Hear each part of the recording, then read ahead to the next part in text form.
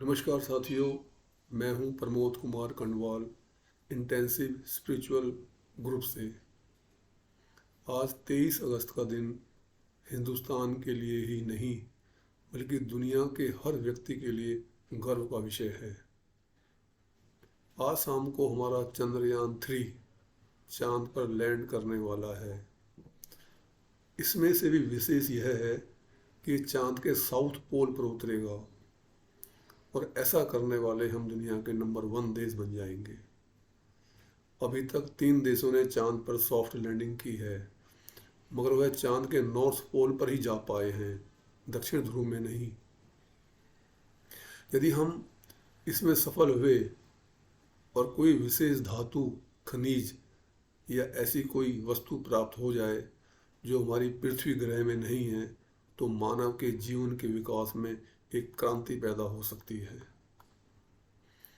हालांकि भिन्न भिन्न देश जो अपने उपग्रहों को चांद पर भेज रहे हैं, उनका वर्तमान उद्देश्य छोटी छोटी खोजें करना है, मगर सबका अंतिम लक्ष्य चांद को फतेह करके वहां पर जीवन बसाना है। क्योंकि वो जानते हैं कि आने वाले 100 साल के बाद ये धरती मनुष्य के लिए रहने लायक नहीं रह जाएगी। हमने ऐश्वर्य प्राप्त करने के लिए धरती जैसे पावन ग्रह को जीवन के प्रतिकूल बना दिया है। अब तर्क का विषय यह है कि हमें चांद पर जाना चाहिए या नहीं। यदि हम इसका वैज्ञानिक और आध्यात्मिक विश्लेषण करें तो पाएंगे कि परम पिता परमात्मा ने मनुष्य के लिए धरती का निर्माण किया है और धरती का गुरुत्वाकर्षण बल इस बात का सबूत है कि भगवान यह चाहते हैं कि हम धरती पर ही रहें। गुरुत्वाकर्षण बल ही हमारी धरती की मिट्टी, हवा, पानी और अग्नि को अन्य ग्रहों में जाने से रोकता है। यहाँ तक कि सभी प्राणियों को भी धरती पर चिपका कर रखता है। इतना ही नहीं, प्रभु ने सभी ग्रहों को बहुत बहुत दूर बनाकर हमें ये इशारा किया है कि हम धरती पर ही रहें। जिस प्रकार से हम धरती पर रहते हैं, उसी प्रकार से अन्य प्राणी भी अन्य ग्रहों पर रहते हैं। चाहे हमने आज तक खोज नहीं पाए, वो एक अलग बात है। तो चांद पर जाने का क्या अर्थ यह नहीं हो जाता कि हम किसी के घर में विदाउट परमिशन घुस रहे हैं? यदि समाज में भी सभी लोग एक दूसरे के घर में बिना इजाज़त के चले जाएं, तो अराजकता नहीं फैल जाएगी? धरती में भगवान ने हमें इतनी सुख सुविधाएं दी हैं। पहाड़ हैं, समुद्र हैं, वनस्पतियां हैं, औषधियां हैं। इनको छोड़कर दूसरे ग्रह में जाना क्या प्रभु का अपमान नहीं है? हम अपने घर के अंदर एक चावल के दाने को भी बचा कर रखते हैं, क्योंकि हम जानते हैं कि इसे हमने मेहनत से कमाया है। तो प्रभु ने इतनी सारी मनमोहक तथा खाद्य वस्तुएं धरती पर जो पूरे प्राणी जगत के लिए बनाई हैं, क्या उसका कोई सम्मान नहीं है?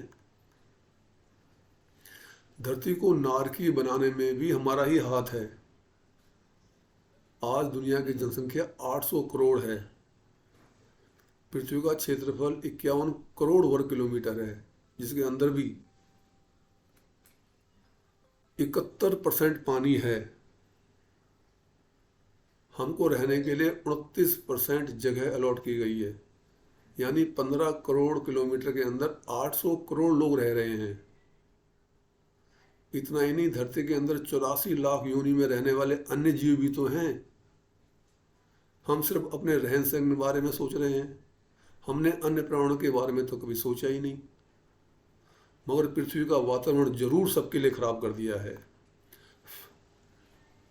हम तो भागकर चांद पर या अन्य ग्रह पर चले जाएंगे, मगर ये घोड़ा, कुत्ता, बिल्ली, मछली जो पानी से बाहर नहीं आ सकती, उन्हें कौन लेकर जाएगा?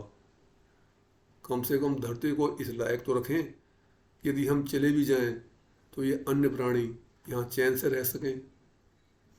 हमें चाहिए कि हम धरती के पर्यावरण को खूबसूरत बनाएं, ताकि हमें अन्य ग्रह पर जाने की जरूरत ही न पड़े।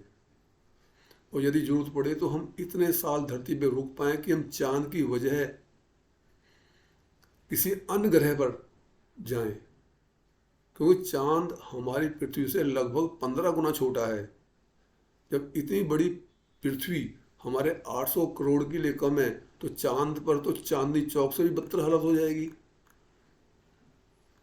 अब ये प्रश्न होता है कि अन्य ग्रह में जाने की टेक्निक का जो विज्ञान है वो मनुष्य के लिए वरदान है या अभिशाप?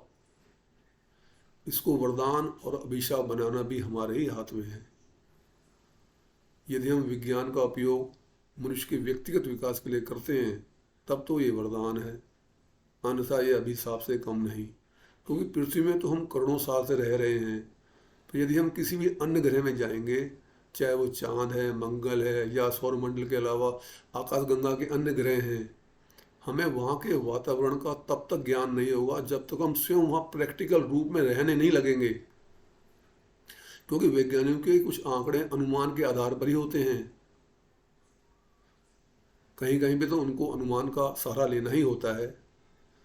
कहीं ऐसा ना हो कि हम चांद पर या किसी अन्य ग्रह पर चले तो जाएं और कुछ समय के पश्चात वहाँ ऐसी प्राकृतिक आपदा आए कि मानव जाति ही नष्ट हो जाए। जिस तरह से हमने पृथ्वी का पूरी तरह से शोषण कर लिया है और जलवायु परिवर्तन विकराल रूप धारण करने लगा है, तो उस हिसाब से तो वैज्ञानिकों की पहल स्वागत योग्य है। मगर अन्य ग्रह पर बसने से पहले हमें शिक्षा लेकर वहाँ जाना चाहिए कि जो हाल हमने इस ग्रह का किया है वहाँ जाकर हम ऐसा ना करें, ताकि भगवान भी हमें क्षमा कर सकें, क्योंकि एक गलती तो भगवान भी क्षमा कर देते हैं। तो आइए फिर आज शाम 23 अगस्त को 5:27 पर चंद्रयान 3 की सॉफ्ट लैंडिंग का लाइव टेलीकास्ट देखें। और देखने से पहले परम पिता परमात्मा से प्रार्थना करें कि वैज्ञानिकों के इस अभूतपूर्व कार्य तथा अथक प्रयास को वो सफलता प्रदान करें। यदि आपको यह संदेश ज्ञानवर्धक तथा उपयोगी लगता है तो आप वीडियो को लाइक तथा चैनल को सब्सक्राइब कर सकते हैं तथा आने वाले वीडियो का नोटिफिकेशन प्राप्त करने के लिए बेल आइकन को भी प्रेस कर सकते हैं। गुरु भगवान सबका कल्याण करें।